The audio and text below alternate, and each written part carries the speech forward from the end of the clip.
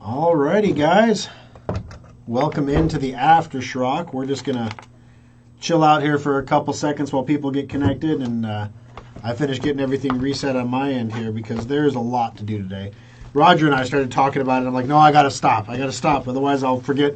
I'll think I've talked to everybody about this, and sure enough, no, I haven't said anything about it yet. Let me send the winner here from the radio show real quick so I don't forget to do that. Sunday Fun Day winner was Kathy. I won't read her phone number out loud, her privacy. All right, there we go. That's done. All right, so we got some stuff to do, guys. It seems like it's old news already, but the election, right? We had the election. I just saw Chuck Schumer on Fox News celebrating that our democracy survived the election because the Democrats retained the Senate, which made me chuckle a little bit, no pun intended. Like democracy was dead if the Republicans won. Like, come on, democracy is alive. So what do you guys think happened during this last election? I mean, there's people who are saying that it was Trump's fault, that everybody lost because he nominated wackadoo candidates or backed wackadoo candidates. There are people saying that the regular administration is to, like the mainstream Republican Party is at fault because of the way they allocated their funds and ignored some of Trump's people. For example, we spent a lot of money on J.D. Vance's race, and if we would have had a stronger candidate than J.D. Vance, maybe we could have spent that money in Arizona instead, and we would have had the Senate. So there are arguments to be made. I think a lot of this is fighting around the edges a little bit, because the thing that stands out to me, and I want your opinions on this so that we can talk about it too, but the thing that stands out to me, as I was watching coverage on Fox, they had these little factoids coming up on the right side of the screen, exit pollers, and they were asking people generic questions that had nothing to do with politics, like right track, wrong track. Is the country going in the right direction? And you can be like a liberal person and be concerned about abortion and the Roe decision and be like, no, we're going in the wrong direction. So a lot of people believe the country is going in the wrong direction, yet they voted for the same people who are taking it in the wrong direction, or they voted for people they believe are going to fix it. So what this tells me is that things are going to have to get a lot worse, before enough people have woken up to the fact that things are bad. Because you can still get up in the morning, make your coffee, get your kids ready for school, go to work your tail off at your job, complain about the price of lunch being higher than it was the month before, get back in your car, grumble at the gas station on the way home about filling your tank, and go home. A lot of people are doing that. They're living their lives. They're getting by. They're not saving. They may be running up their credit cards, but they're getting by, right? The sun's coming up in the morning, and life isn't bad. Life isn't great. Life isn't bad, right? I have a friend of mine who worked at Facebook, or Meta, worked, past tense, in Omaha. He was one of the 11,000 people who was laid off. And I thought to myself, holy cow, this guy is good. Like, this guy is management material good. I need him in my organization. He would be an amazing get for us. Somebody that we would never have thought to even go after before. So I'm like, okay, let me think about putting a package together to try to attract this guy. And so I started looking at Glassdoor. What's the average Meta salary? Average. So this means average. Add them all together, divide them. So you add the CEO, you add Mark Zuckerberg in, and you add the lowest janitor in, and you divide them all out. What's the average salary? The average salary is $169,000 a year plus benefits. Average. He was a senior project manager. Average salary for them is close to $200,000 a year after performance incentives. Okay, well, I don't think I can afford that guy. But then that led me to think, if I was in this person's shoes, if I was somebody making nearly, maybe I don't know. I didn't ask him how much he made. I'm just doing this off Google searches. $200,000 a year in Nebraska, working as a data center project manager. How many places in town have data centers that need management for projects? I mean, you've got Google, you got Meta, you got First Data, maybe CoSentry, 4 potential employers. It's not really a job you can do remotely. You kind of have to be with the projects, right? And remote work is going away anyway. So where is this guy going to get a $200,000 a year job? That's when things start getting bad. When you start getting the job losses that the Fed is not going to stop raising interest rates until these job losses happen, until we have the economy cooling and the labor market has corrected, which it is not correcting yet. People are going to lose their jobs, and that's when it's going to get bad. I have reason to believe that there's a number of data prints over the last few reporting periods, whether that be months or weeks, are not accurate, right? So there's the household surveys, and then there's the government surveys, and they're like, if you look at the two charts, then they diverge from each other.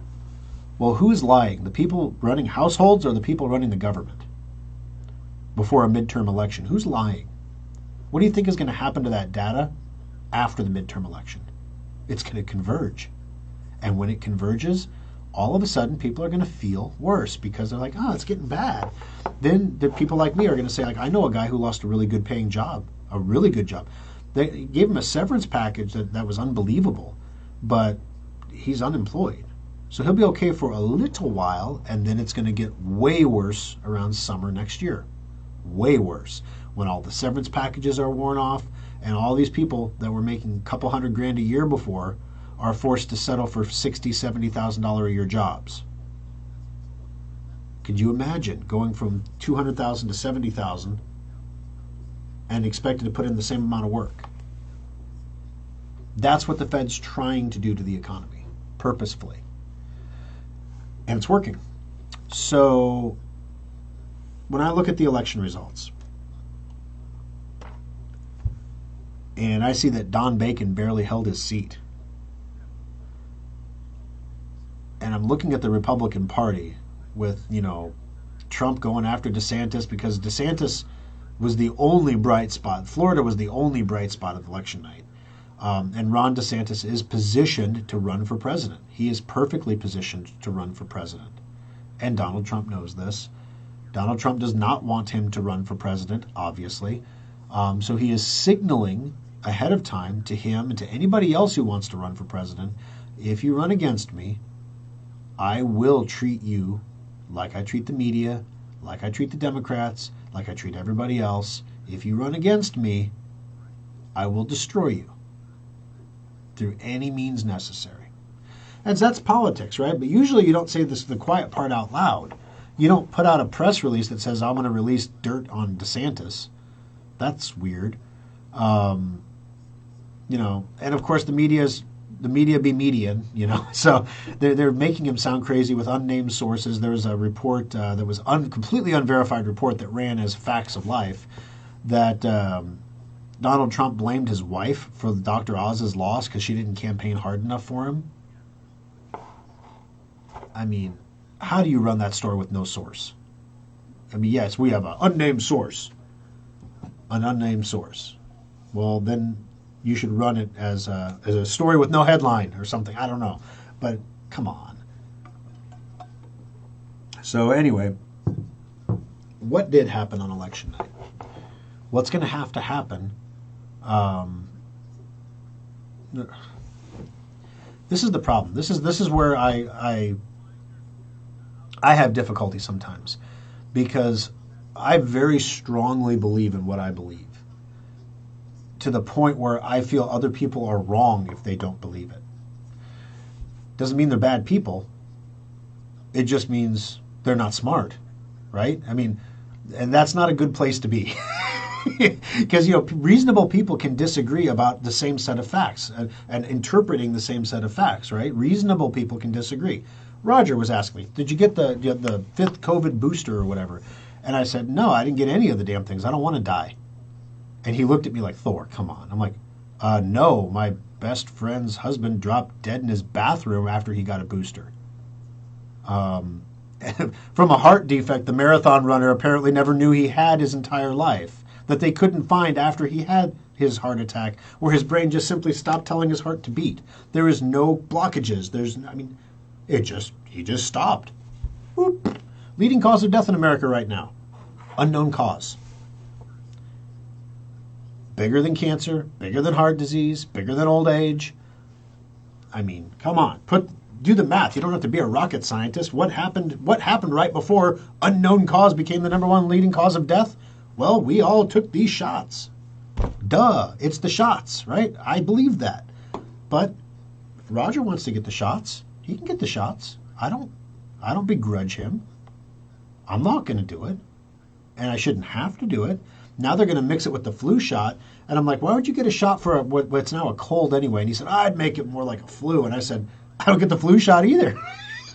So why would I get a shot for something that I'm not concerned about at all? Why? And, there's no answer for that. Well, because, it's COVID. So, ooh, it's COVID. It's like COVID's a cold now. So anyway, with the election stuff, what's going to have to happen, in my opinion, is things are going to have to get way, way worse if we want to see a political change of opinion. Because what was made obvious to me was that the way that I see the world, the way that I interpret the facts, in my opinion, is not a majority view. Okay? There are people who might agree wholeheartedly. Let's peg that at 20%, 25%. There are people who generally might agree. That might get me up to maybe 35, 38%. Then there's people who agree to disagree. And then we start going the other direction on the spectrum, right? It's hard to make decisions about hard things. It's hard to watch Russia beat the tar out of Ukraine and have to sit back and say, but it's not our responsibility to defend the Ukraine. Now, we might have an interest in preventing Russia from taking it, but it's not the world's job. How many billions and billions and billions of dollars of aid are we going to send to Ukraine before we finally say that's enough? Like, we can't send you anymore. We're tapped. We didn't have the money to send in the first place. That's the dirty little secret. During the COVID pandemic, we printed something like $9 trillion of money just out of thin air and gave it away to people. The Fed is shrinking its balance sheet. So far, it's shrunk it by $600 billion, which at that pace, $9 trillion to reabsorb $9 trillion, you do the math, guys. We're looking at a decade of elevated inflation. This is not something that's going to get under control, despite the Fed's best efforts in a 2-year period. We're going to be running a presidential election where we still have 5 to 7% inflation. That's what I believe. I believe that wage growth is going to stop because people are going to lose their jobs. Because the high interest rates, what's happening is the higher interest rates are causing zombie corporations, or corporations that are not making a profit. They're just kind of squeaking by, or they've been squeaking by selling bonds, like junk bonds, and then basically selling more bonds to pay off the old bonds. When the interest rate goes up, the cost of borrowing that extra money is so much higher that you can do it one cycle. You can pay off the cheap bonds with expensive bonds, but then after that, you're paying, the debt just goes up and up and up and up to the point where the company can't handle it and it implodes. So we're going to see zombie companies or poorly run companies going by the wayside, which is going to free up labor in the labor force. We're going to see major corporations cutting jobs to get earnings expectations in line, the price to earnings ratio. Excuse me. That's what we're seeing right now with Meta and Google and Apple and all these other places. They're all going to do it. So as we get these workers back in the workforce, they're going to have less money. So they're going to spend less money, which means the businesses that they support are going to get less revenue, which in turn leads to more layoffs. And it becomes a downward spiral, an economic spiral that will eventually hit an equilibrium and form a new normal at that equilibrium, right? The question is, nobody knows where that equilibrium is or how long it will take to get there. So there's a limit to how far the Fed can raise interest rates. If they raise them too high, the U.S. government can't afford to pay its own interest on its debt. The answer to that is they can just print the money, and they'll pay the interest. The interest will get paid. They'll just print the money, which then leads to more inflation. So you can see there's not a lot of paths out of this. There is no pain-free path out of this. There is no, the easiest path out of this is hyperinflation. That's the easiest way to get through this with the least amount of pain is hyperinflation. And when have you ever known a politician to not take the easiest path? The hard path is, I'm sorry, Ukraine, we don't have the money for that. The hard path is, I'm sorry, Department of Education, we don't have the money for you anymore. The hard path is, I'm sorry, Department of Homeland Security, we don't have the money for you anymore. That ain't gonna happen, right? So we all know that. So let's get back to reality land.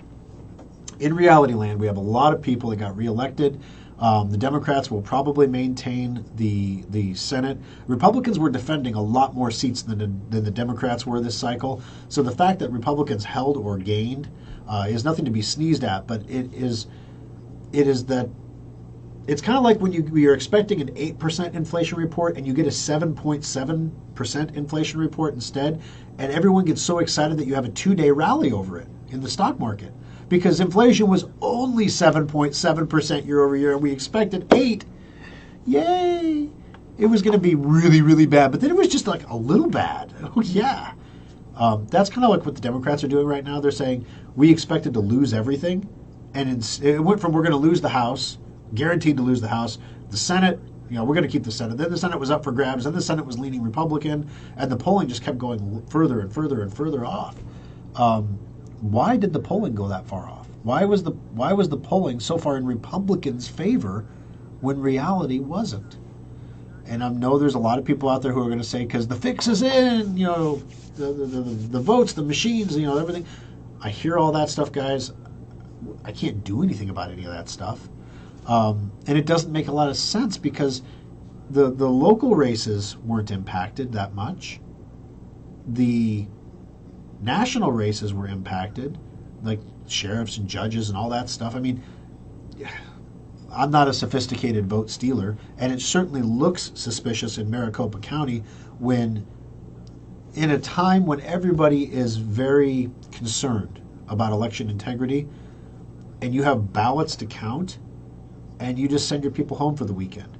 I get it. It's a weekend. Yay, we're reasonable, unionized people. We don't work on the weekends because it's the weekend.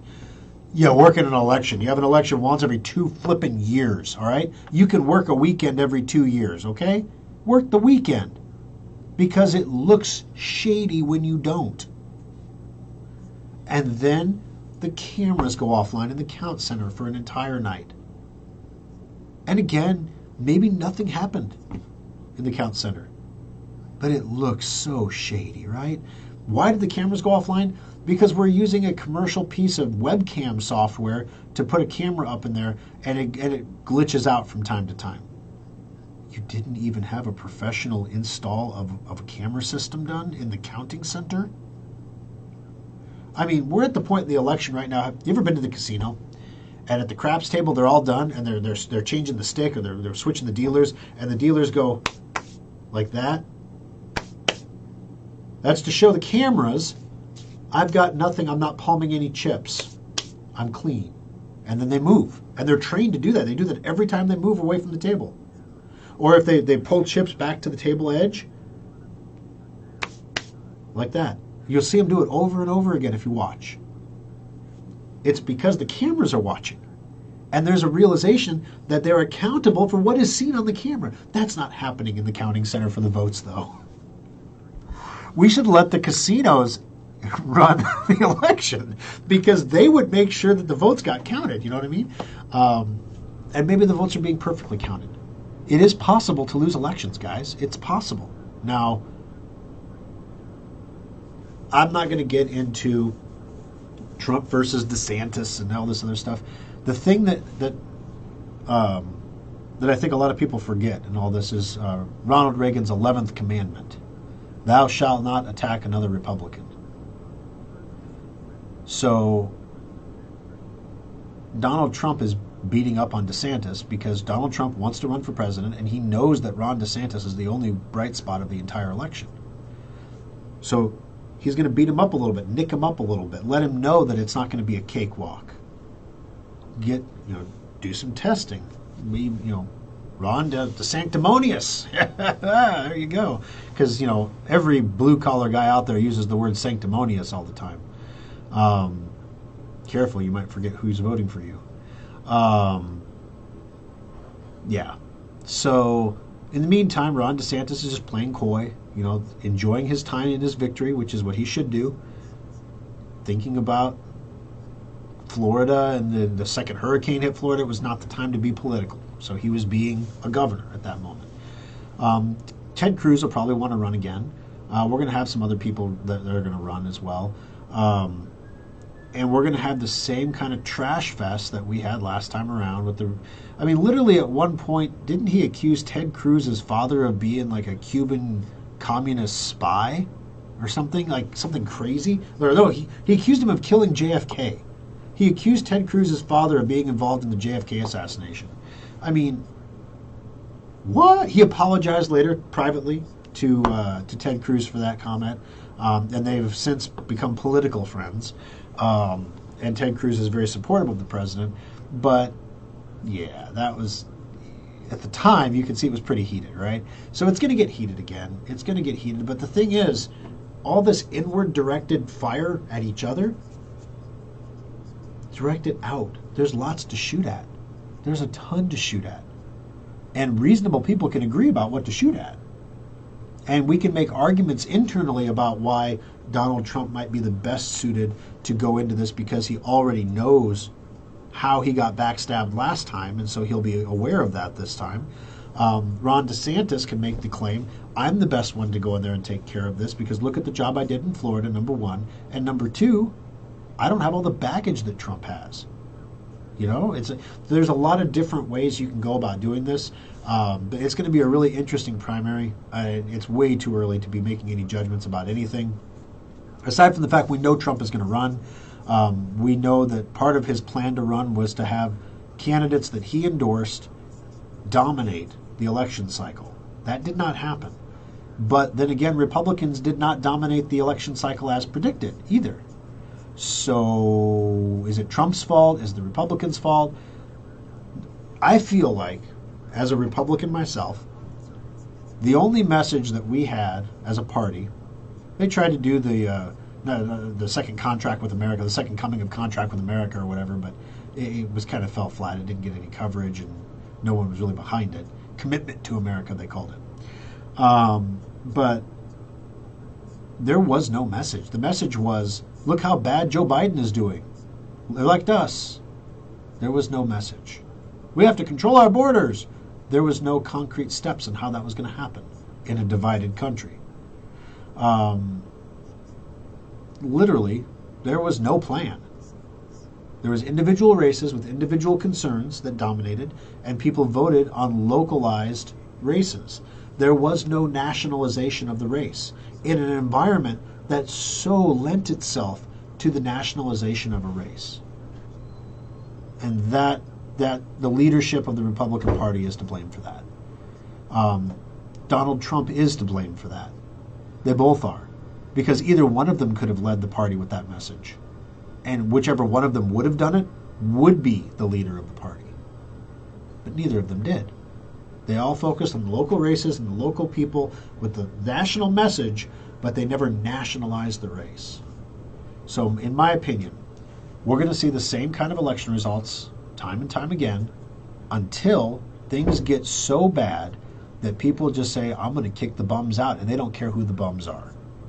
When it gets that bad, things are going to be rough. So There's a saying that says control the things that you can control. I can control how myself and my family and my business conduct themselves, right? I can control how much I save and what I spend my money on. I can control who I give donations to. I can control who I tell my friends that I'm voting for. These are the things that I can control. I can't do anything more than that. And if everybody does those things and limits what they can control, rather than trying to control things, I think that's one of Donald Trump's biggest problems. He tries to control things that he can't control. He's not going to dissuade Ron DeSantis from running if Ron DeSantis wants to run. And now that he's threatened Ron DeSantis to release dirt, he literally gave him cover. Like, you said you were going to make up some dirt about me, and it took you long enough. There you go. Done. Fake news. Fake news. So anyway, what did you guys think of the election results? Let's go there first. So let me scroll up here. Good morning, Dean. Mary's here with us. Roger's back. Thomas is back. Cheryl's here. Karen and I. Okay, good to see you, Karen and Roger. When will the prediction show be on, since the holidays are on Sundays? Well, that works out nicely because we do the prediction show New Year's. It's the New Year's show, basically. The reason we do a prediction show for New Year's is because it's a recorded show, because I'm not here. So we record the show. Thorstradamus, I have my meeting with him. He sits down, he comes up with his predictions for the coming year. Then during the show, first thing that we spend the first half of the show re-airing the predictions from January to see which ones came true. And then we so there's accountability, right? Then we give you the predictions for 2023, what's going to happen. So that will be the New Year's show. So that'd be like New Year's Day, probably. Since I think this year, I think we talked about this last week, New Year's Day falls on a Sunday. So yeah, it'll be Sunday, January 1st will be the prediction show. All right. Does Ziploc wear out the drive faster? Is that a joke? Does Ziploc wear out the drive faster? All right. The news prophets are only guessing. Who cares why? Yeah, everybody's guessing, but they usually are right. And then the thing that blew my mind is that the website Predictit has been spot on every political race going back to Donald Trump. People were betting on who was going to win, and people were betting on that side that the Republicans were going to win. Somebody lost a lot of money. Somebody made a lot of money. Because the Republicans certainly didn't cover the spread, if you know what I mean.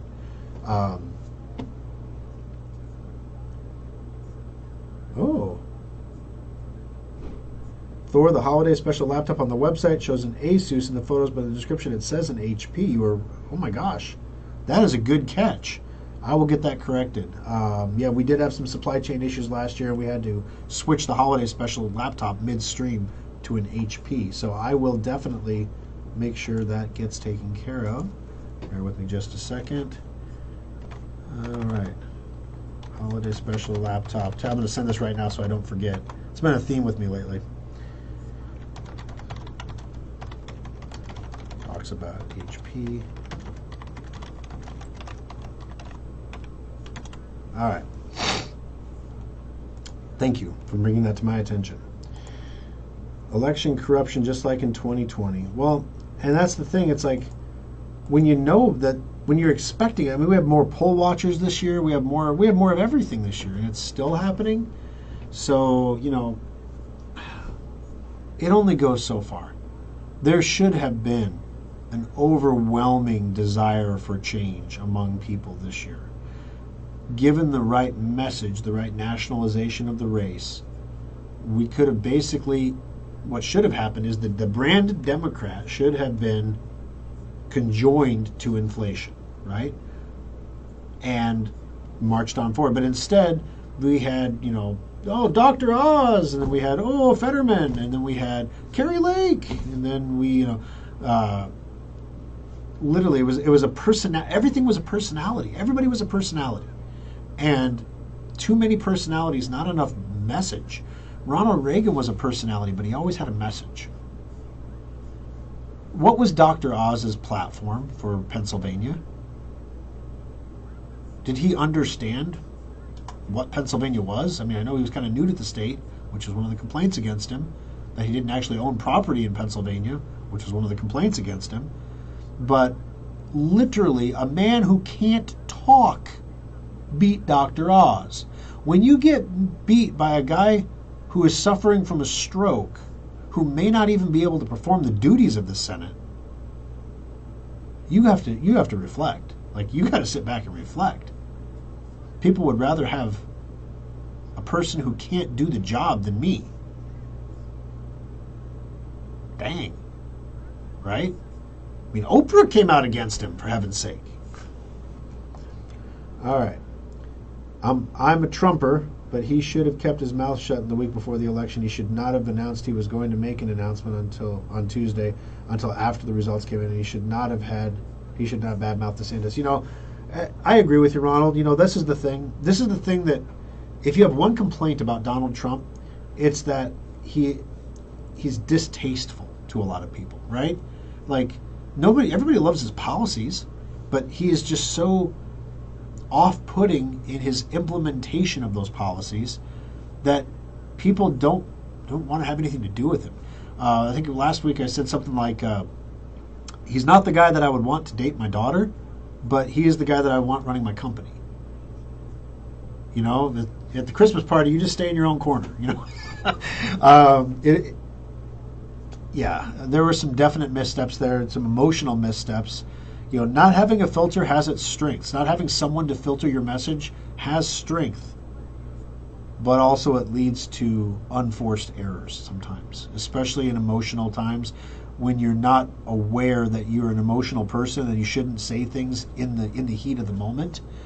But yeah. Aaron, we're not a democracy. Schumer needs to take remedial class in American government. I am fully confident that Chuck Schumer knows that we are a republic. But a republic, Viva la Republique! A republic is like a legion thing, right? Or like a Rome thing. A democracy. That tests better. That when we ask people, republic or democracy, everyone says democracy. Everyone should get a say, right? What they fail to realize is that the downfall of every democracy is once people realize they can vote free stuff for themselves, it's human nature to vote free stuff for yourself. And that's why every democracy eventually fails. Every time. That's why the founders of America founded a republic. So that way you don't have that problem, right? The theory was we would have some grown-up people in the room that are going to go into government with the idea that they're going to put limits or brakes on what's happening. So I used to want to run for office, guys, back in the day. At one point, briefly, I was candidate for mayor of Lincoln. But now I ask myself, what sane person would want to do this? Like, how much of a narcissist do you have to be to do this? Because your life is destroyed. I mean, everything turned upside down, no privacy, no shred of decency, nothing is beyond reproach. Every vile accusation can be thrown out against you, and people will believe it. Why would anybody want to do that? Would it not be better just to be a business person and contribute, be like George Soros and give money to things? You know, I don't have that kind of money, but you know, give money to things and then stay out of the race. You know. Is that not the better approach? You know? Oh my goodness. And so then I think to myself, is it possible to get elected to government, especially national government, and stay clean? Is it even possible? Because you know you have to compromise. I mean, the founders compromised. Everybody compromises. And then you have to compromise. Well, you compromise on policy. You don't compromise your ideals, you see. But come on, let's be realistic. You're going to compromise your ideal. A great example, abortion. The majority of people vehemently oppose partial birth abortion. When the process or the procedure is described or shown, it's barbaric, right? Almost everybody would agree with that. Almost nobody has a problem with a morning after pill. Now, there are extremes on both sides that do have problems with those things. Not belittling that. But what I'm saying is the American consensus is somewhere in the middle, right? So as a politician, if your personal beliefs lead you to one of the extremes, your political compromise would take you to the middle somewhere. Are you not compromising your ideals? If you don't compromise your ideals, you will not stay elected, because the people in the middle are the ones who vote for you. Because there's not enough people on the extremes to elect anybody. So how can you stay clean? And that's just like a pure example of it. I'm not even talking about like, wow, I need money for my re-election campaign, so I better take the meeting with the Pfizer representative. I'm not even going there. I mean, how do you stay clean? And then you fall into the greater good arguments, right? There's a whole nother level to this now. So you get to Washington, let's say, and you're a junior, whatever. And you get in there, and the leader takes you under his arm and says, hey, you got a future in the party, kid. Tell you what, you do what you're told, you vote the way you tell you to vote, and you're gonna go places. So you play the game, and you vote the way you're told to vote. You don't have any legislation the first couple of years, and then you get like some podunk committee, and then you do your bidding there, and then you move up, and you move up, and you move up through seniority until you're head of a big committee, and you have power and control. So if you're not committed to a multi-term election period, you will get nothing done. You will have no power. You will be one voice in the wilderness that will not be able to influence anybody, because if you try, they're going to tell you to get back in your seat. An example of somebody who bucks that trend is AOC. But notice that AOC is not in control of any committees, really, or maybe she is, I don't know. She's not, Bernie Sanders runs the finance committee, you know what I mean? I don't think AOC's running the finance committee, She just doesn't seem to get those big appointments. Wonder why. Maybe it's because she's constantly bagging on Nancy Pelosi all the time. So you see where I'm going with this, right? How do you get elected and stay clean and get something positive for the country done? You could go in there with the best of intentions, and you could come out like a muddy shirt. And any time that I think, I want to do this, that's where my brain goes. And then I'm like, well, at least I have my wife, because I can sit there and I can explain how doing something that is demonstrably wrong today will lead to a chain of events to a brighter future. And she will sit there and tell me, Thor, that is demonstrably wrong to do. You will not do that. And I'm like, but if I don't do that, then this won't happen. No, you're not going to do that. And see that. So you see, I love my marriage. I love my family. I want to keep all that. I don't really need to go to government. Although I saw a great joke online that John Fetterman has realized the American dream. He's lived at home with his parents until he's 50, and he got a job in government. Woohoo! I thought that was pretty silly. All right. Fox interviewed a lady business owner who said, yes, I know inflation is bad, but abortion is more important to me. I don't understand that. Well, I'm not going to judge someone's heart. Abortion is important to them. Abortion is important to them. The right to have an abortion, or the ability to have a legal abortion is important to them at any point for any reason. Well, then that's their voting issue. So there was always going to be, like I said, there's a minority of people who vote that way. And the Democrats have been very good throughout history of cobbling together minorities to form majorities. This would be one of those minorities, basically. This is what killed the Republican wave, abortion. You think? You think that was enough to do it? I didn't understand. You can't control the Supreme Court, so that decision was going to happen no matter what. But what I didn't understand was then, who was that? Was it Mitt? No, it was Lindsey Graham, who came out after that with like we're going to make all abortions illegal and throw anyone in jail that does. Literally, he just went completely, and then someone calls him on it and said, I think it was a Fox reporter, was like, is this a smart thing to say right now? And then he got really upset, and he was like, I'm never going to feel bad for defending children, or something like that. He said something that was impossible to argue with, But it was a fight you didn't need to have at that moment. That's a fight you didn't need to have. But he chose to have that fight anyway at that moment. Bad political choice. Maybe it was a smart political choice for something local that he was worried about, but then you don't do that on Fox National News. You do that in your local newspaper or something. You don't.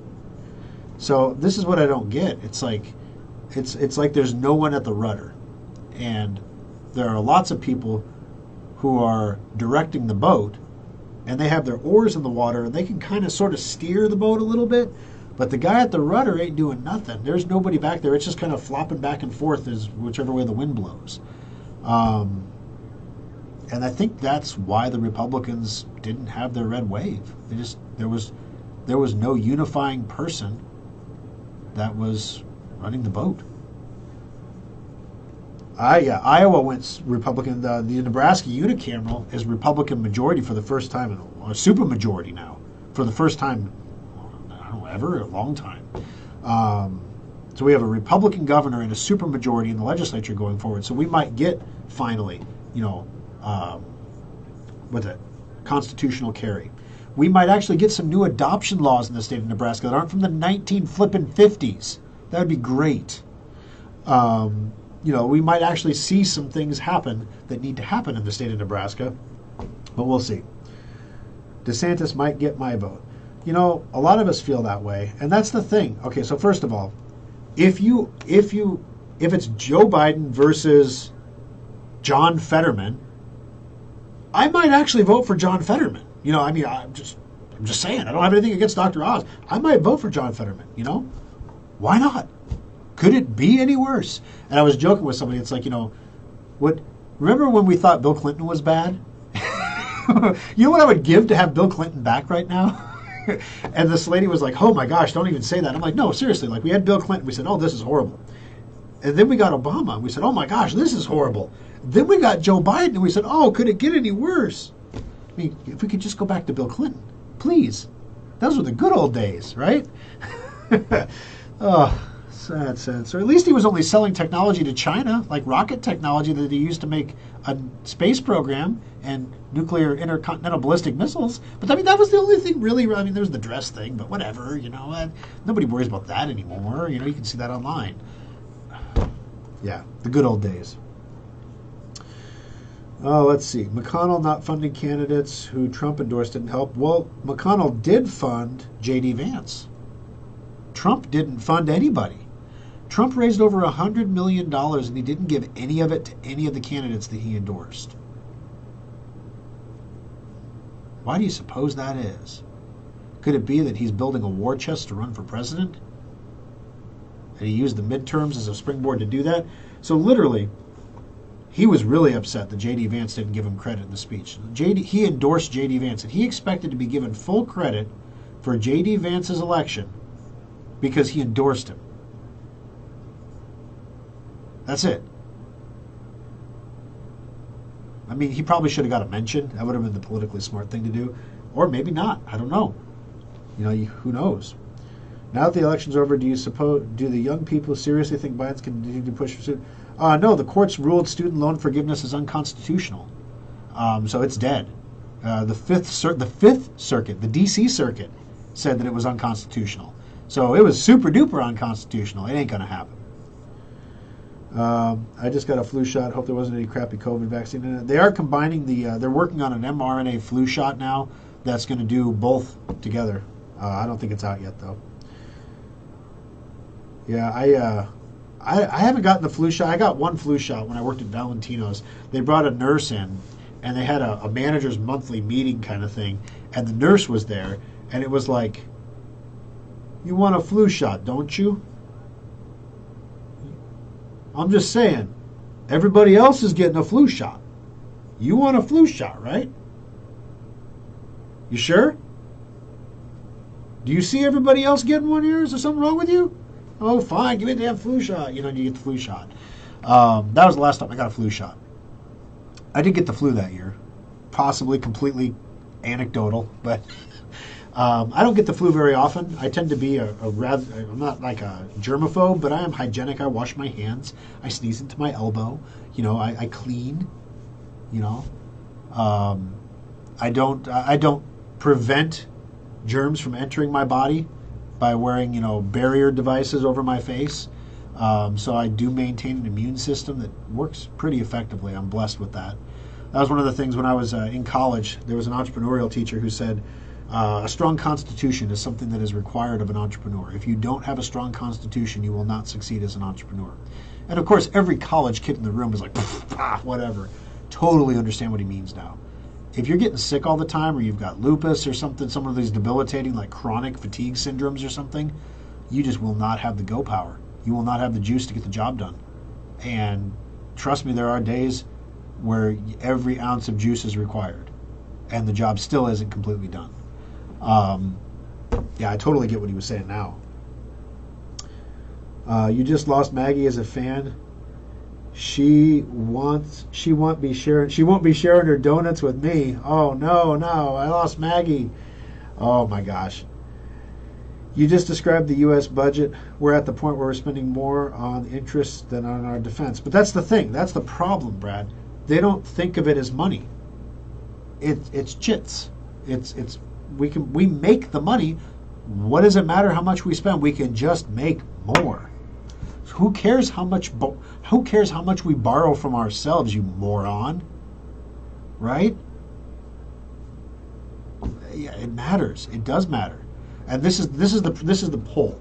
This is what's the one thing that's going to crack America is the same thing that's made America.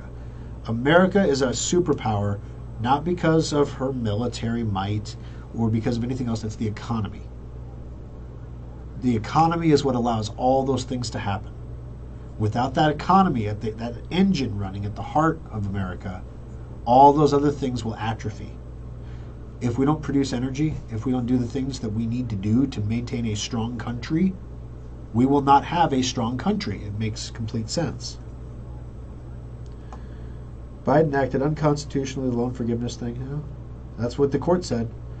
I suspect they take their pristine new ballots and just fill in the spots that are needed. More can be filled in that way.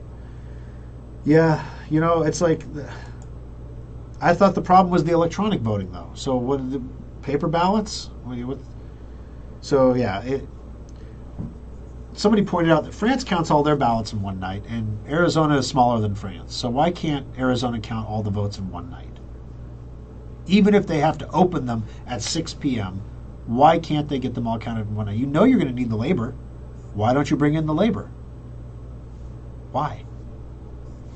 Is it just poor planning? Is the labor literally not available? Do they just have a crappy Secretary of State? You know what? I don't know. Right now I like DeSantis' easygoing way of talking without being mean. I hope he can also drain the swamp. That's the thing. The swamp is too large for any one person to drain. The swamp is going to require a movement to drain, which is what I thought President Trump was doing. The idea was to basically back candidates, to put them into positions of junior, not senior power, but junior power, so that by the time President Trump was elected to office, they would already know the ropes, they would already know their positions, they would be already climbing the ladder, and then Trump could help them climb the ladder faster in exchange for implementing his policies more quickly. That's what I thought was happening. I thought he was building a team. And it turns out it was literally the entire thing was about endorsements to claim credit. And it was disappointing. Again, it was like no one's running the rudder. Like, everybody was thinking about this election. Who's thinking about the next election? And what we need to do today to plan for the next election. That kind of foresight, I don't know, Karl Rove used to do that for George Bush. Ronald Reagan had all the guys at the Federalist.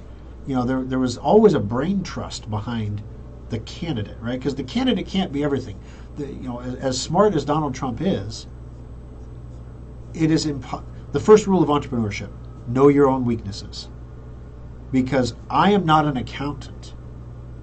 You do not want me balancing your checkbook. I will screw it up every single time. Get an accountant. Let them do what they're good at. I could negotiate marketing deals, or I could get a marketing company to negotiate the deals for me, who already have relationships with the senior people in all the advertising firms, so I can get the best deals. And it doesn't cost me anything to do it that way. Let the people that are professionals do what they do. And over time you learn that if you try to micromanage everything, you get an inferior product. And if you allow people to do what they're good at doing, you end up with a superior product. So what is Trump good at doing? What is he really good at doing? Trump is a good executive. He is good at cutting through the BS, making a decision, and standing with that decision. That is his strength. He is also a communicator. He can communicate ideas. He understands branding and marketing very well. Is Trump a political strategist? No. Trump was not involved in politics whatsoever before he ran for president. And that was a movement that got him elected. It was not a grand strategy. That movement is not as strong now as it was then. Maybe it can be rebuilt. Maybe not. Wouldn't it be smart to have a plan? Maybe there is a plan. Maybe it's too smart by half. Maybe we just don't understand it. We don't see it because the best plans, if you don't know what they are, then you can't counter them, right? Maybe that's what's going on. I don't know. Maybe all this is happening behind the scenes for a greater purpose.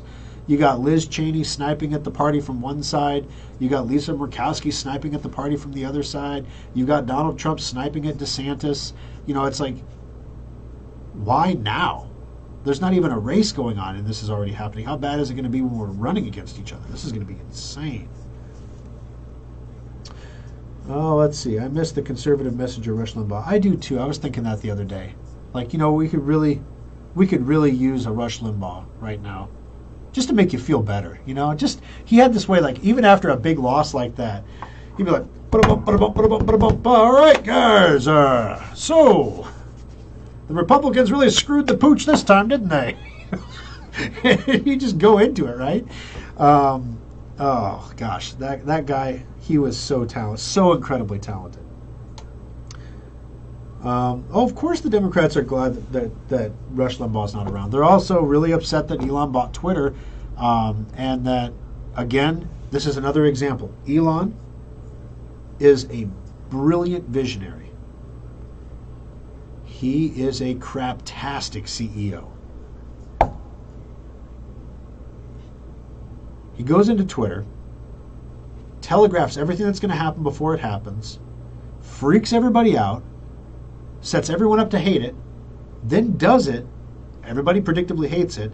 Then he rushes forward an ill-conceived change to the blue check program that everybody trolls him on. Now, yes, everybody did give him $8 to troll him. So I suppose if you want to give me $8 and if you're going to troll me online anyway, you may as well pay me $8 and then troll me. But in the process, he's destroying his product. He's destroying the brand, the Twitter brand. And it's hemorrhaging people. Where are they going? They're leaking to Facebook. They're leaking to third-party platforms. Some people are sticking around. Some people aren't. It's one of those things. Maybe these aren't real people to begin with. Maybe they were bots the whole time. Who knows? But the bottom line is, like, dude, nobody wants to advertise on a sinking ship.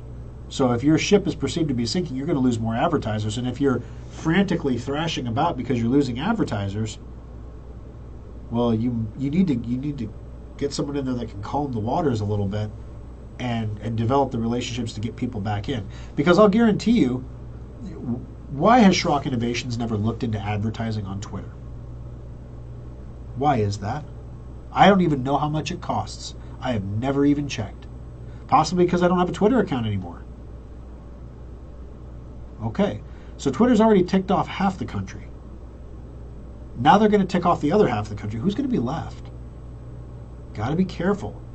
It's not a right-wing thing. It's a fair thing. And I know that seems like a right-wing thing now, to be fair about how you implement rules. But if you implement them fairly, I think people will eventually come back.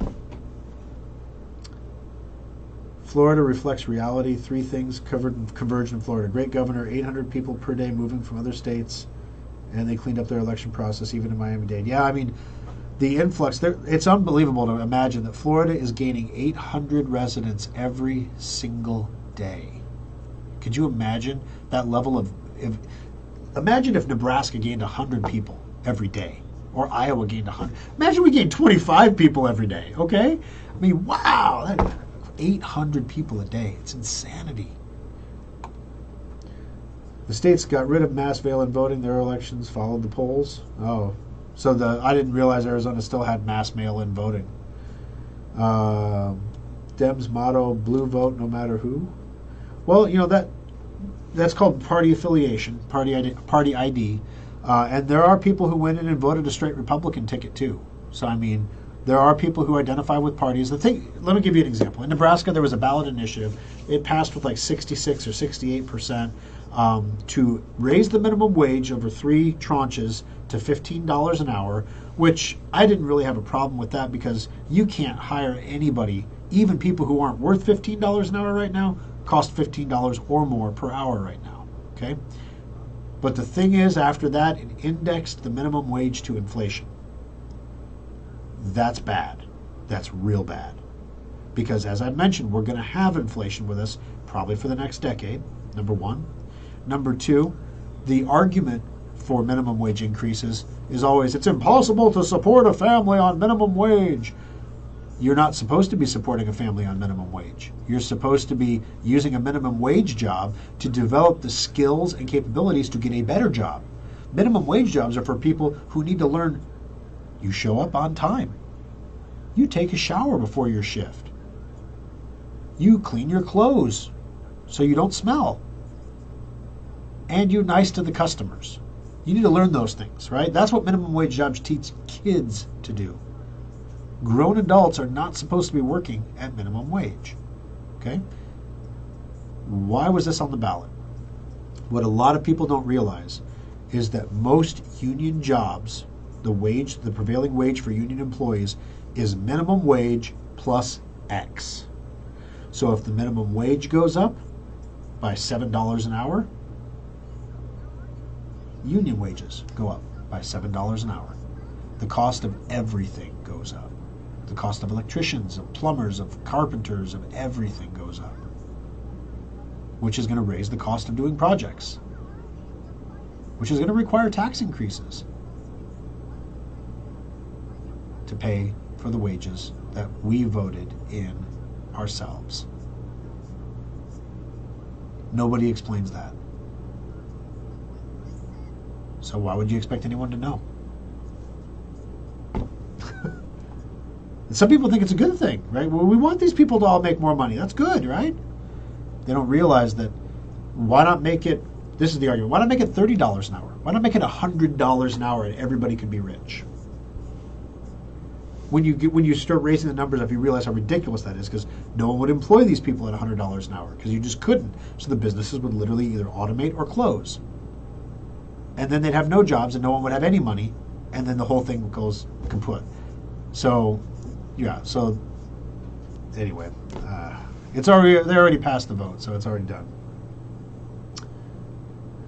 Yeah, the guy that ran FTX was a big donor to the Democrat Party. Also, there are some rumors that he may have been involved in handling cryptocurrency donations to Ukraine. Interesting stuff there. All conspiracy, so I'm not going to go into it right now, but it's something to Google. Let's see. It used to be an honorable position. Yeah, it did. Nebraska actually doesn't have 33 votes. 2 seats went Democrat. Oh, we don't have a supermajority? I thought I saw that in the World Herald, that Nebraska had a supermajority in the legislature. All right, if we keep going with the national debt, okay, did FTX... Okay, so, FTX. If you're not familiar with FTX, FTX is an exchange, a cryptocurrency exchange. They operated in several countries. There's FTX.us. They were like the number 2 exchange in the world. Binance is number 1. Number 2, number 3, somewhere in there. So FTX.com, people would deposit their cryptocurrency there in order to trade it.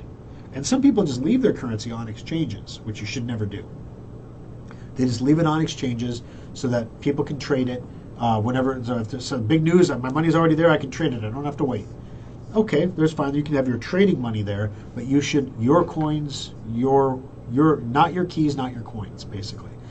So there's a trade-off here, and I'm going to get into that in a second because I've said different messages at different times about this, and I want to explain why. So FTX takes in people's cryptocurrency so they can trade on the FTX platform. So you put in a Bitcoin and you trade that for 20,000 FTX dollars, basically their stable coin, and then you can trade back and forth on the exchange, right? And as long as you don't withdraw it, it's all numbers on a ledger, right? So do we really need to keep this Bitcoin sitting here doing nothing? We're not maximizing our capital here. So in the exchange, yes, they were required to keep money that was on the exchange for trading in the exchange by law. However, a lot of people trading on the exchange were leveraging margin. And in order to use margin, you had to deposit collateral. And it clearly states in the FTX documentation that collateral for margin loans is going to be put into a community collateral pool. So basically it goes into a big pot, and they can do whatever they want with it. So what FTX did is they have a trading company called Alameda, and they took the money that was in the collective pool and they loaned it to his other company, Alameda, to trade. And what did they trade? They traded the stable coin that FTX makes on their own platform to maintain the peg at $1. So they're buying a bunch of stable coin and trading and doing things like that, losing some money, losing more than they're gaining because crypto's way down, right? It's hard to be ahead in crypto right now because no matter how you bet, you lost money. Maybe you lost more, maybe you lost less, but if you're measuring in dollars, you lost money. Oh, excuse me. Oh my goodness.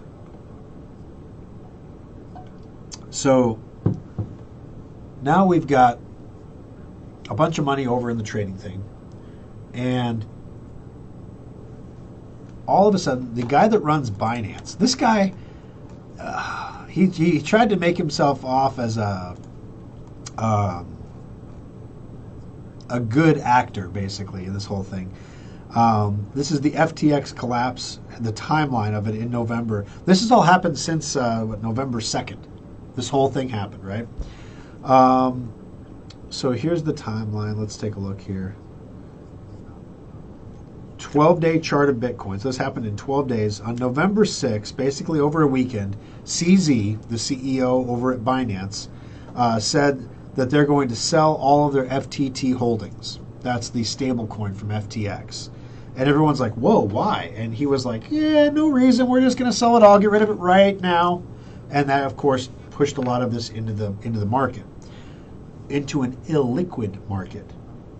Now, if you take a stable coin, which is supposed to be pegged at $1, and I dump a whole bunch of those stable coins and I want to sell them right now for whatever I can get for them, that creates downward pressure on the price of the coin, right?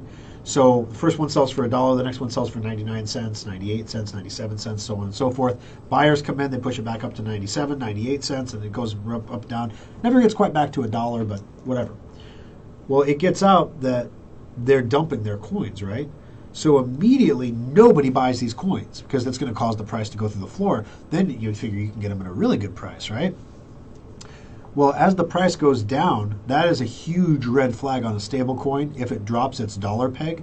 So Alameda starts trading to maintain the stable peg. So they're buying all these coins. They're buying all the FTT that's coming out to keep that price at $1, giving all the money to Binance. All right, so now we have Binance selling all their coins. Then, after they do this, Binance offers to purchase FTX. Okay, people are really nervous about FTX right now because like their stable coin is fluctuating. Binance is dumping their coins for some reason. Nobody knows what's going on, but somebody knows something. And then Binance says, "We'll buy you, FTX." The FTT coin had plummeted by 75% at that time. And now we're on November 8th. The biggest declines were Monday, Tuesday, Wednesday, and that's when the bottom fell out of the crypto market because what ended up happening was it's not like Alameda just had tons of capital chilling out, hanging around, tons of cash, and they could just dump at this. They had to sell other assets to raise the cash to buy the coins from Binance. So they were selling Bitcoin, they were selling Ethereum, they were selling altcoins, everything. So there was huge, huge sale, billions of dollars of sales pressure going into a market that was somewhat illiquid to begin with. because crypto's down so much. Not a lot of people are buying right now. So it just caused the price to drop and drop and drop. So the price of everything starts going down. Now everyone's getting concerned. So toward the end, now we're getting toward the end, present day.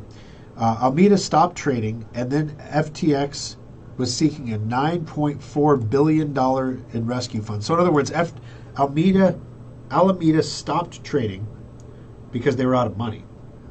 And then FTX said, we need $9.4 billion to avoid bankruptcy. That's how much in the hole we are. They sought it from a couple funds. They wanted some money from Sequoia. They warned of a trading pause. They were going to stop trading. And then, of course, they suspended all withdrawals. And then, of course, after that, they filed for bankruptcy. So in the middle of all this, Binance offers to buy FTX. Binance comes in. The offer was on the table for 24 hours. Not a chance there was any due diligence actually happening here. And then Binance steps back and says, we withdraw our offer because something stinks in Denmark. And then it was over. FTX was done. So this guy that runs FTX, he was considered to be kind of a wunderkind of crypto. He was a billionaire. He'd made a huge fortune in cryptocurrency. And as a result, he was also a very left-leaning political inclination, so he donated a lot of money to Democrats, lots of pictures. And so it's funny now. Democrats come out and they're like, this guy's a crook. And then somebody publishes a picture with that politician with their arm around this guy who gave him a bunch of money. So it's kind of funny, but, we've all been there. We've all had people that are not what they seemed. We thought that they were rich cryptocurrency, barons, and then all of a sudden we find out, no, they're just Enron. They're just Bernie Madoffs. So then the really interesting stuff happens. They declare bankruptcy, right? So when a crypto exchange goes into bankruptcy, the first thing you have to do is secure the assets. What are the assets? The crypto. So you move the crypto out of all the hot wallets, out of all the trades and exchanges and everything else, and you move them into cold wallets, okay? Cold wallets are offline wallets that can't be accessed. Somewhere in the middle of all this, FTX got hacked. Can you imagine how that could have possibly happened at this exact moment? Apparently, there was some kind of an accounting backdoor built in by design to FTX's systems. And people who are logging into their FTX accounts are suddenly seeing they have $0 crypto balances. It's like everybody's account got zero. It's like there's no record anymore of how much was in those accounts. Maybe there was nothing in those accounts. Some of them had $900 million in them, guys. So maybe there was nothing in those accounts. Then all of a sudden, a whole bunch of crypto that was supposed to be going to cold storage starts getting transferred off the exchange. $600 million worth of crypto just flies away. Damn, those hackers are good. Meanwhile, Twitter, you remember how they were tracking Elon's plane for a while? They still are, I think, but they were tracking the plane that they believed that this guy was on, the former CEO of FTX. They were tracking his plane, and his plane was flying over Argentina at the time, right? So everyone's like, oh, he's going to Argentina, he's going to hang out with Hitler, Whoa, golly, he's going there. Now he's actually in the Bahamas, supposedly, under observation, whatever that means, with reports that he might have tried to get to Dubai to hide out there. So anyway, let me tell you guys, I've talked to my buddy Alfonso, who's from Venezuela, and he goes, if you can set aside the whole, it's a communist country and they can take everything you own anytime they want kind of thing, if you had $30,000 a year, you can retire to the coast of Venezuela, live like a king with servants to clean up after you, beachfront views and a giant mansion, plenty of money to pay all the bribes you need to pay to keep everything running smoothly at $30,000 a year. So you can imagine what a guy running away with $600 million can do in the world. So yeah, he insists he wasn't running to Argentina. No, I wasn't going to Argentina at all. So anyway, this is going to get really, really messy because it's pretty obvious here that he was using client funds to invest with a separate company, to lend to another company that he also owned. Complete breach. If this was a stock trading firm or something like that, this guy would be in jail right now. But technically, what he did possibly was not illegal. Possibly. So, here it is. Fallout. There is contagion here. You might recall I was a big advocate for a company called BlockFi back in the day. BlockFi was a company that paid you interest on your crypto deposits. You deposited your cryptocurrency with them like a savings account, and they would pay you an interest rate. Well, the interest rate at BlockFi has been dwindling, and so as a result, I had pulled all my money out of BlockFi a while ago. I did have about $500 worth of Bitcoin in there from credit card rewards from my BlockFi credit card. You just use this credit card when you go buy stuff, and then when you pay it off, you get like credit card rewards, but it's paid in Bitcoin. The idea being, I'll get a lot of, as the price of Bitcoin goes down, I'm getting a lot of Bitcoin for my credit card rewards. It's money I wouldn't have anyway.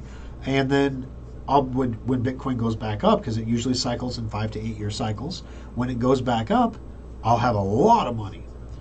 Well, my $500 over at BlockFi received a $400 million line of credit from FTX that saved them from bankruptcy, because the state of New York came out and killed their business model and said, nah, you're a bank. You can't take deposits from people and then lend money to people. That's a bank. You can't be a bank. You're not a bank.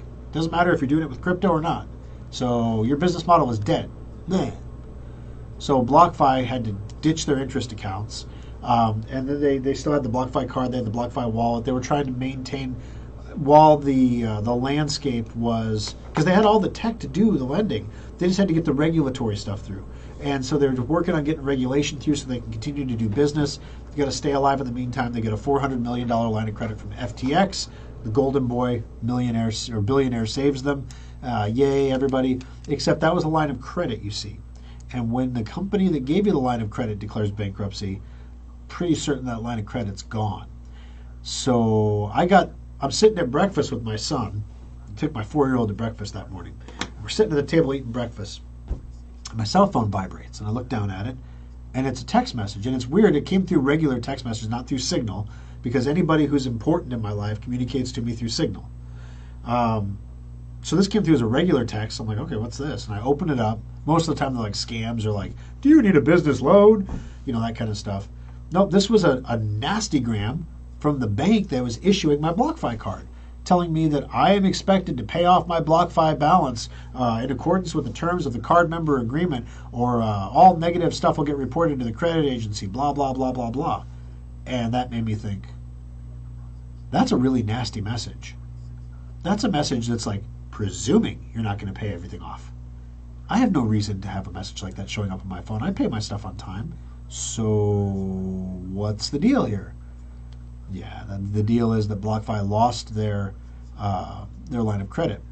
Therefore, they're not going to be paying rewards. Therefore, they suspended withdrawals, so you can't withdraw money from BlockFi either. Yeah. So all those my $500 in credit card rewards, I see the writing on the wall, so I immediately go to BlockFi and I process a withdrawal for my 0.02 Bitcoin or whatever it was, 002, whatever. It was $500 for the Bitcoin. But it's still $500, right? So I'm like, I'm going to try to get it. I'm going to try. And I got a text message that said my withdrawal is processing. I don't know if it's actually going to process or if that's just the automated system still being an automated system. But we'll see. We'll see if my little $500 deposit squeaks through before they shut the things off, because now you can't do a withdrawal at all anymore. They shut the spigot on that. So BlockFi, 2 days ago, shortly after that, so that morning I used my BlockFi card to pay for breakfast with my son, and that afternoon I tried to use it at Hy-Vee to get a prescription, and it said transaction not allowed. So the BlockFi cards are dead. So yay. Okay, so BlockFi card's gone. So luckily mine was paid off. I don't have a big balance there or anything. So okay, well, that's a bummer, right? So what's the next thing? Voyager. Remember the Voyager implosion from a while back? Well, FTX was bailing them out too, with like $1 billion or something. It was crazy. So Voyager's bailout was never finalized either. So there are some, basically FTX was considered to be a safe and regulated place for pension funds to invest their money. So you had some pension funds investing money there. Most of the pension funds didn't invest a lot, like 0.05% of the portfolio, so 0.5%. Still, that's a lot of money. But you had a couple crypto-based funds that were over 50% invested in FTX. So there's going to be some fallout from this. Is it going to crash the economy? No, it's not big enough to do that. But FTX has a 9.4 whatever billion dollar hole. That's $9.4 billion that are going to be taken from regular people. That are going to be taken from regular people like me in $500 increments. Like you, like kids, like grandkids. This is the lesson that's learned from this. Number one,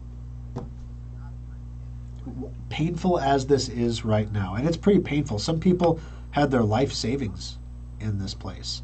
On Reddit, in the threads about it, they're posting suicide prevention hotline numbers as like a regular interval. Like if you're not going to get your money back, and you're realizing that as you're reading this thread, it's just money. You can always make more. Don't end your life, because that's some of these young people.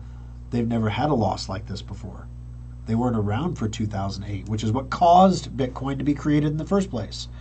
It was the mismanagement of the national economy. So they've never seen a loss like this before. They've never had somebody reach into their pocket and take from them. They don't even pay taxes yet. They're not old enough to have anything to pay taxes on. So to them, this is like world ending. And maybe they only lost a few $1,000s, but that's a lot of money. So what's going to happen?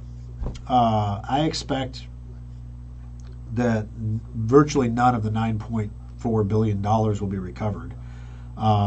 It will take years of litigation to get it back. Hopefully, by the time they're ready to award the money back to people, Bitcoin has recovered its price in the cycle.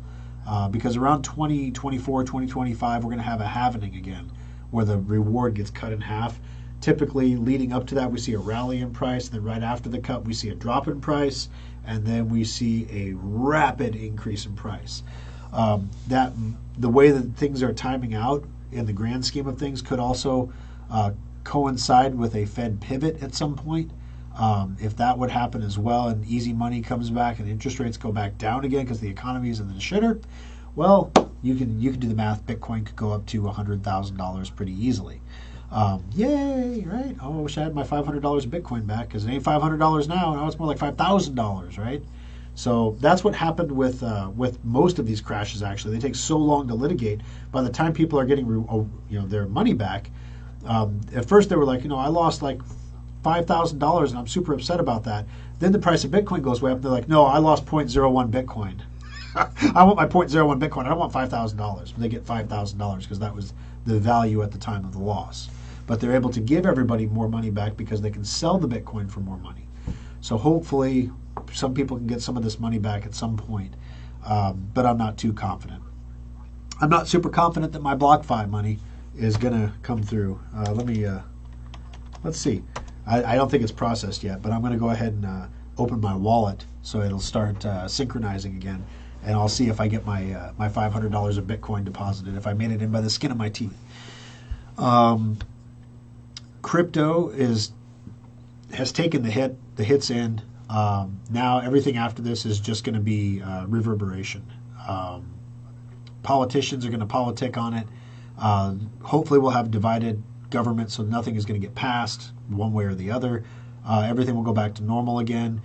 This dump of crypto into the market will be absorbed by whales who will use it to trade, and eventually that price will find an equilibrium again, probably back around $19,000 to $21,000 a coin again. So there we go. That's what I think is going to happen in the short term. In the long term, I am still very bullish on cryptocurrency, specifically Bitcoin and Ethereum. Not so much on the other ones, but specifically those two coins. Bitcoin can be spent to buy things, as I've talked about before. Ethereum can be spent to do things, programmatically to do things. So there are use cases for both of these things, where Bitcoin is more of a use case as a currency or a store of value.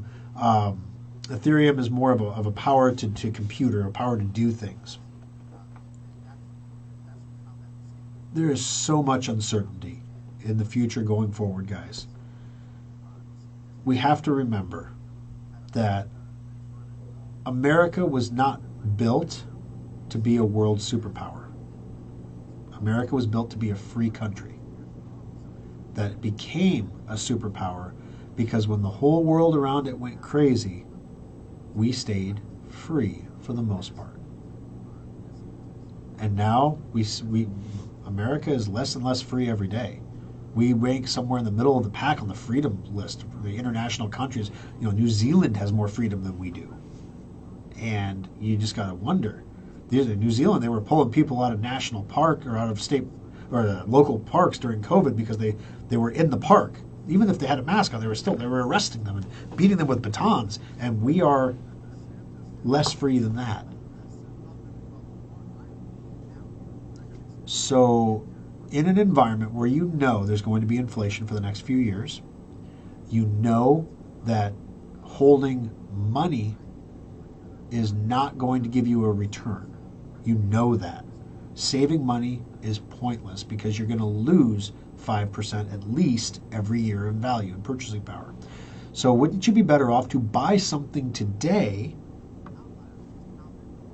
and put that money to work doing something that could potentially earn more than 5%? Buy a house, buy something, buy gold, buy something, right?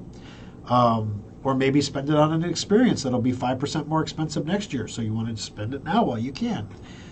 Kathy Wood, who had just had the tar beaten out of her, she runs the ARC Innovations Investment Fund, super into crypto, super into technology, and has gotten beat down as a result. She made the case on Twitter yesterday in a tweet storm, how when the Fed does pivot, which eventually it will, we just don't know when, but when that does happen and the interest rates start coming down again, we have set the stage for a roaring 20s because we're going to have people with money again in an environment where they know if they hold on to the money, it's worth less tomorrow, so they're going to spend it today on whatever they can. And then you're going to see everything again, which of course happens right before a crash. Don't worry about the crash, but going up is so much fun. Whee! Yeah. So anyway, so that's the FTX saga in a nutshell. Questions? I haven't even looked to see if we've lost a lot of people yet. We're still right at 57. That's pretty good for a cryptocurrency segment, right?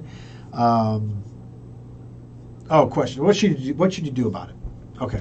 So my Bitcoin is stored on my computer, in my house, in my wallet.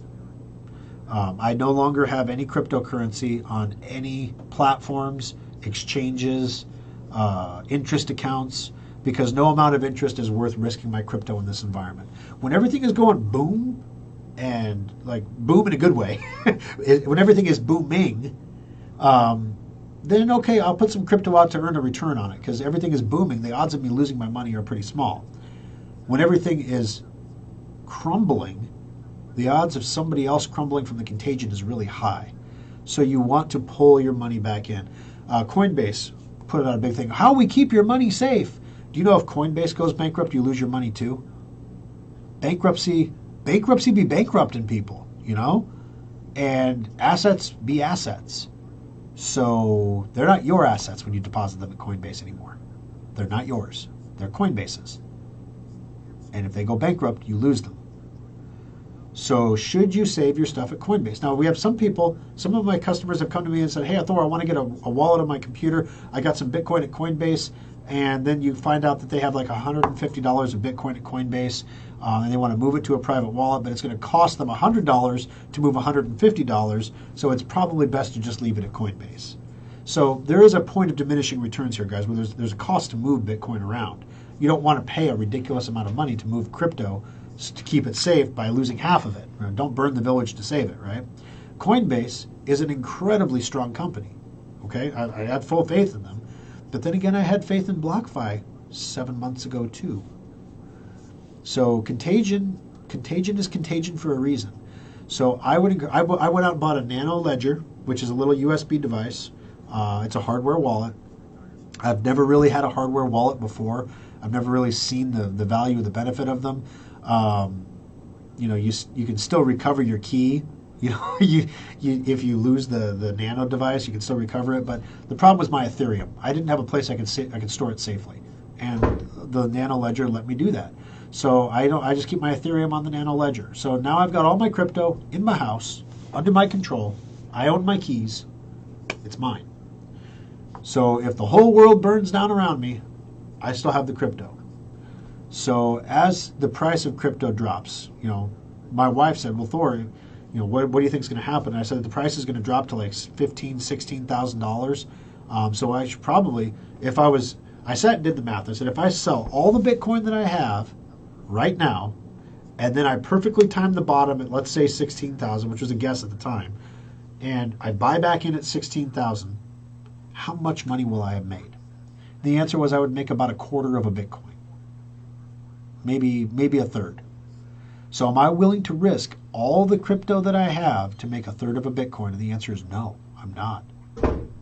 I'm just not. So yeah. So now is the time to get conservative. Don't leave your coins on exchanges if you have cryptocurrency. Don't leave them in online wallets. Have a wallet that you control. So don't use when I say an online wallet, what I mean is if you have an account at, those of you who know how to use a VPN can still use Gate.io. So if you have money at Gate, they're the number 3 now, I think, biggest exchange in the world. I wouldn't leave a lot of money in these exchanges. I just wouldn't right now. The question is, are you going to trade? If the answer is yes, then you leave some money on the exchange so you can trade.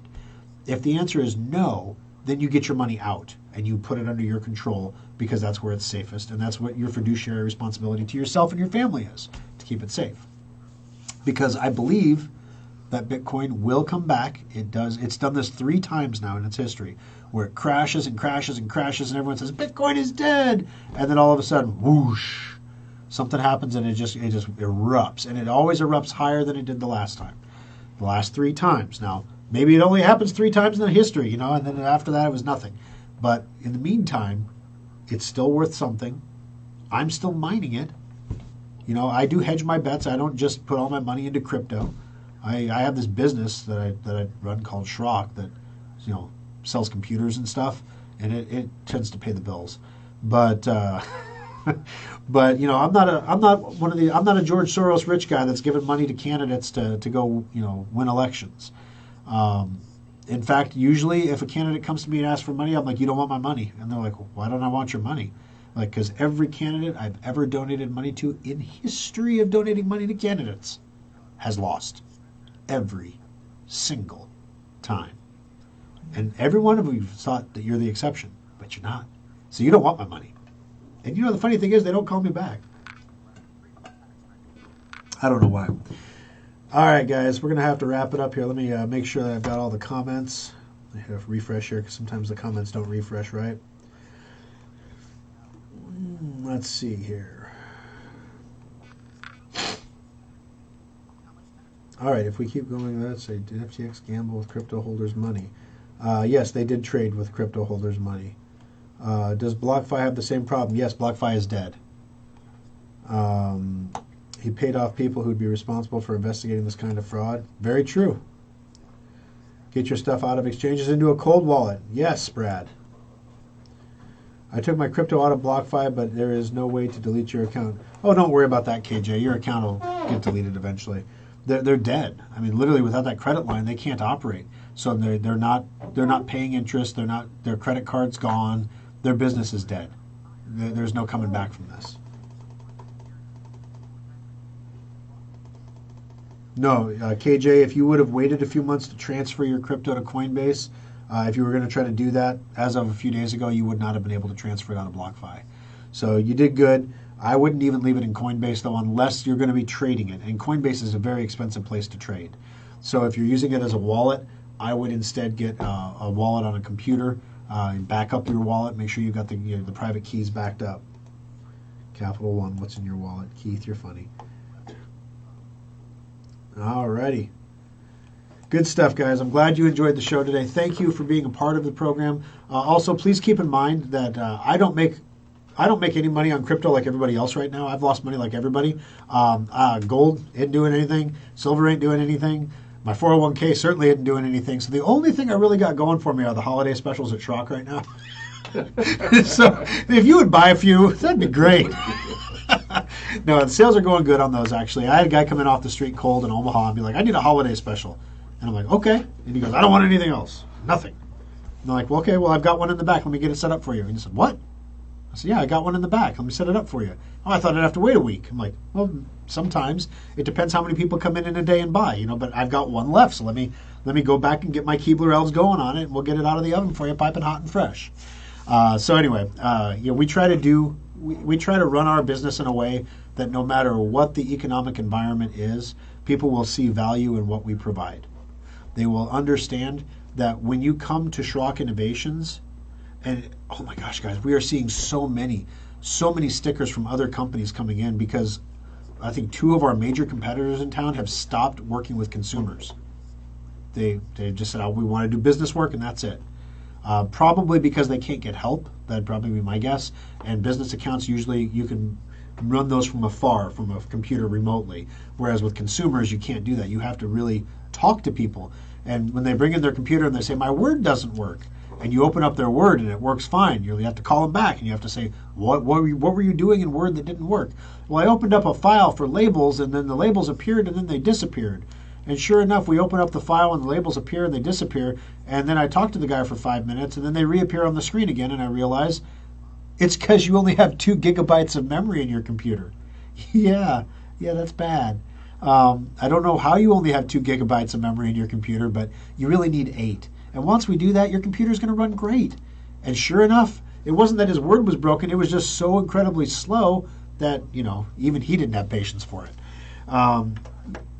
When you work with consumers, you have to learn these things. You have to talk to people. You have to get down in the weeds and find out what the problem is and solve the problem. And sometimes the problems are stupid. Like, why can't I pin icons to the desktop anymore? Well, you can, but you have to manually create them and do it. They made it really hard to do. And so, we got to sit down and do it. I recreated 22 icons for a customer over a Schrock test session the other day. And you know what she did for me? She gave me a 5-star review. That's a fair trade in my opinion. So those reviews mean the world to us, guys, especially on Google, especially on Nextdoor. If you're on Nextdoor, if you can review us there, any of them, Facebook, all of them matter, but Google ones really matter a lot. And of course, your patronage means the world to us. When you choose us, when you recommend us to your friends and family, I can't tell you how many people I've had that have come in with gaming rigs. We had one guy who came in with an impossible to solve problem. He couldn't figure it out. It was a tough one. We figured it out. We got it solved. We sent him home. He told his friend. His friend brought his gaming rig in that was having a problem. We solved his problem. He told 2 of his friends. They both came in. All of a sudden, it's like we're a gaming system repair shop. But then again, where in town can you take your gaming rig to have it fixed anymore? All the major competitors are gone. There are still some independent shops in town besides Schrock. And of course, you have the Geek Squad. You can take it there. But all the major independent ones are gone. So we welcome you. If you're a new customer, we welcome you, and we're going to give you the same service that we've been giving for 24 years and hope to keep you as a customer for the next decade. In the meantime, I hope to keep you as a listener for the next week when we come back for another edition. See, I'm out of gas. Another edition of Compute This. Have a great weekend, guys. We'll talk to you soon.